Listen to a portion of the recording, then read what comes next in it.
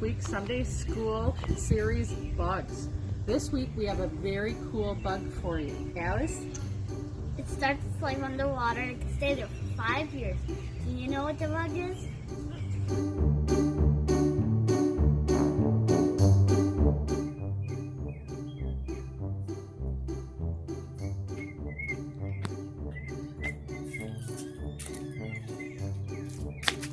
Oh, hi. I didn't see you there. I just came back from the grocery store. Today, this week for stewardship, you're going to donate oatmeal. Did you know oatmeal is rated the #1 breakfast food in the world?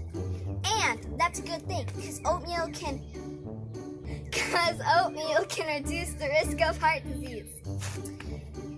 Donate to your local food pantry today. Oatmeal, love and oats.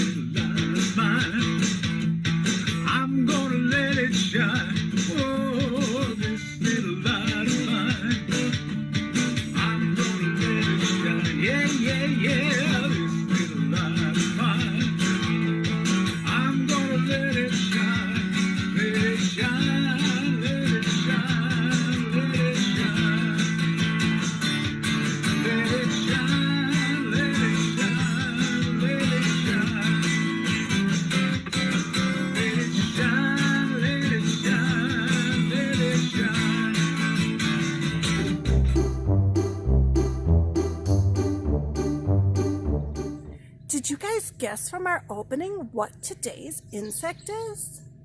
It's the dragonfly. Who would have thought that a dragonfly can spend 1 to 5 years underwater? So today we're going to go out and talk to Janet at Retzer Nature Center again, and we're going to meet her at the pond where we're looking for dragonfly nymphs. So the cool part about dragonfly larvae, if we can find one, otherwise Joanne's going to have to find a picture, is they will live anywhere from 1 to 5 years in the pond. And they're just eating, getting bigger. Their job is to just grow, kind of like you kids. And so, but when they become a dragonfly, they only live 1 to 2 months. And I don't know if we've seen anybody flying around here yet this morning. It's still a little cool. The dragonfly larvae are amazing. And we found them earlier this week, but when you want to find them, we know how that goes. All right, I'm going to move another spot.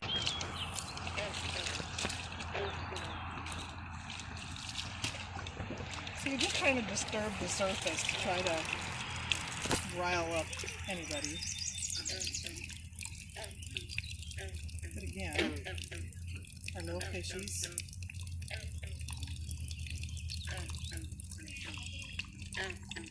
Oh, it's a water beetle, but not water bug. Something different finally. Oh, that sun feels great. Hey! Success! Alright. This one doesn't look very lively though.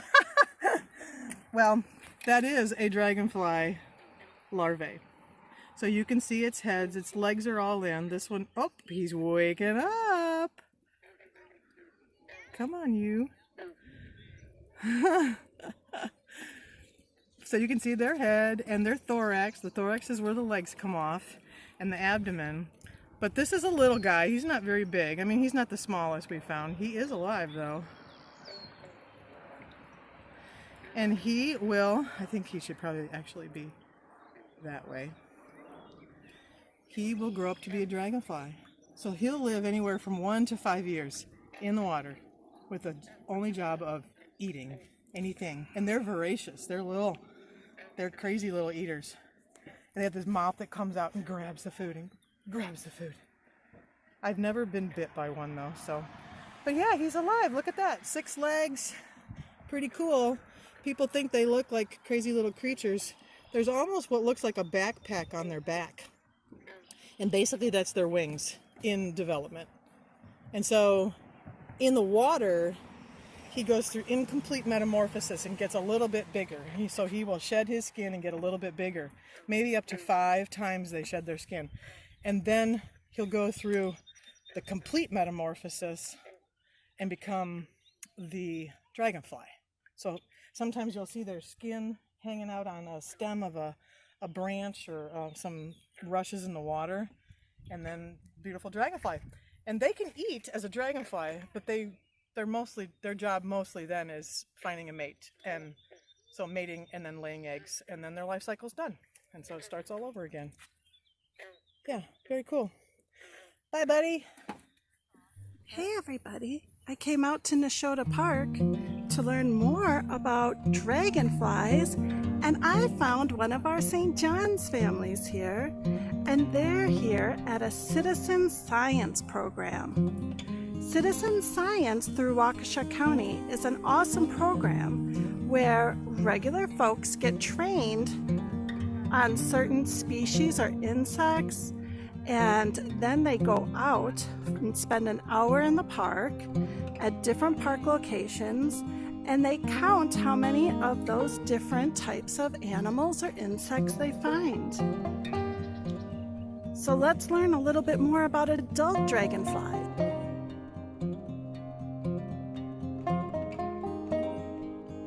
We learned that when a dragonfly larva is ready, it will climb up out of the water, it will wait there for just a moment, and then it'll shed its skin and it'll emerge as a beautiful dragonfly.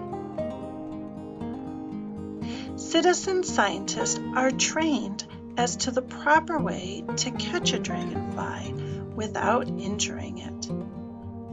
They're also trained where to look for dragonflies.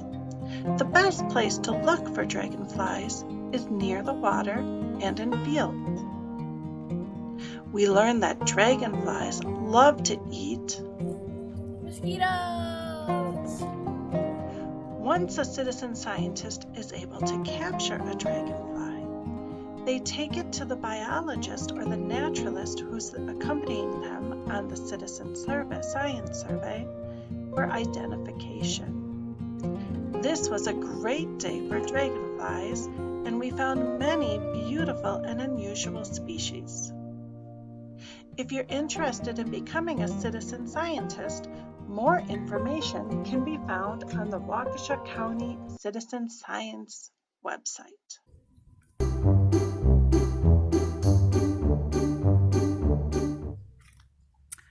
Dragonflies are amazing, aren't they? They remind me of our word for this week, Our word is patience. Patience is when we can wait cheerfully for something, even when we want it really, really, really, really bad, or we really, really, really don't want to do it. We can wait cheerfully and calmly. We can be patient. Patience also means giving people grace when maybe they're having a bad day, or they're making a mistake, or they're not acting how we might expect them to. We can give them grace and be patient with them. We know we can do this because God is always patient with us. So what does this have to do with dragonflies? Well, a dragonfly lives in water its whole entire life for 1 to 5 years, and then comes out of the water for just a little bit of time. So imagine your whole life, you know that eventually you're going to sprout wings and be able to fly, but you have to be patient and live under the water until it's time. So this week, I want you to practice patience just like God practices patience with us. Remember our memory verse. It's here on the screen. Always be humble and gentle, and be patient with each other, making allowance for each other's faults because of your love. God loves us and is patient with us. So this week we're going to practice patience with each other. And if you want to read a story from the Children's Bible, you could read the story of Abraham and Sarah, which is found in the book of Genesis. Until next week, bye everyone.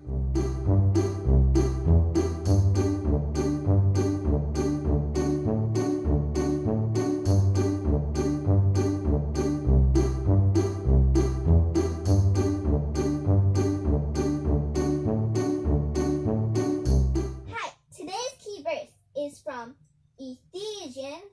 Can you try saying that? Ephesians 4:2. Oh, by the way, repeat after me. Always be humble and gentle. Be patient with each other, making allowance for each other's faults because of your love. That's it. Can you think you can remember that?